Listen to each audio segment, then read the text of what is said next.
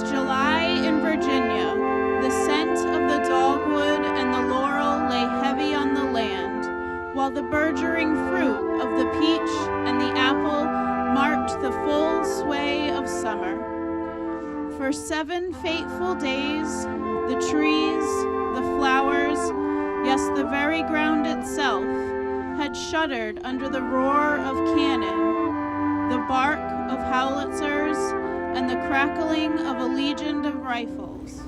This event tonight is really a kind of a public history or living history event in certain ways with the enactors, and that involves a tremendous amount of work on staff's part to pull together the curatorial department and the education department and of course research to make sure that everything here is the way it should be at the time we're trying to represent.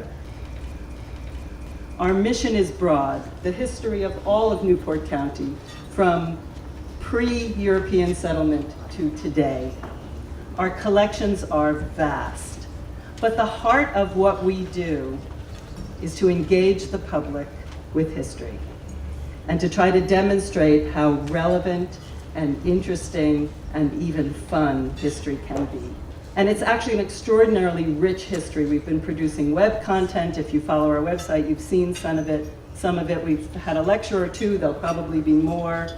And we will add these stories to the narrative of Newport's history that we share with the public in many ways, including events like this. How satisfying is it for us, for even our fundraisers, to be educational opportunities for all of you.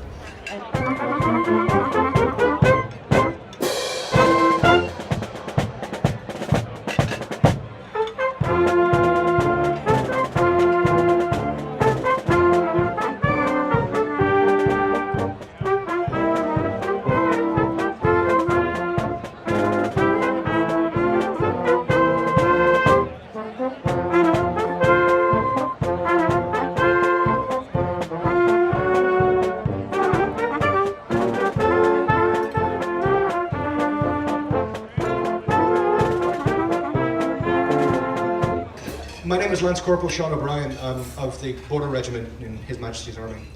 I was brought here tonight to read a letter on behalf of someone who's not here to read it himself. So this letter was written on November 29th of 1918 by Private Cornelius Joseph Sullivan. Dear brother, a few more lines to let you know I've been receiving your mail regular and also the families. In a letter I got today, you were telling me about Ben Lords' mother receiving the news of Bennett's death. It certainly was tough. When the flu first broke out in the regiment, 4 of us were sent to the hospital at Limoges.